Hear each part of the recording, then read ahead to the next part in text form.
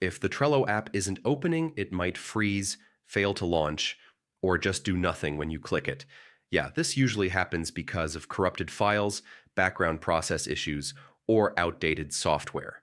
But don't worry, in this quick guide, I'll show you several simple fixes that usually get Trello opening again. First, try restarting your computer. Temporary system glitches can sometimes prevent apps from opening properly. If the app still won't open, check if it's running in the background.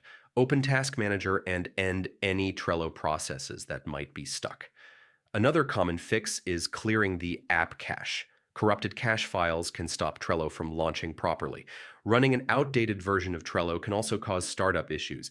Updating the app ensures compatibility with your system. Sometimes background apps like antivirus software or system utilities can interfere with Trello. Temporarily disabling them can help identify the problem. And if nothing else works, try reinstalling the app.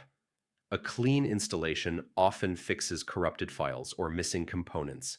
And that's it. One of these fixes usually gets Trello opening normally again. If this helped you out, yeah, feel free to like the video and check out the channel for more quick tech tutorials.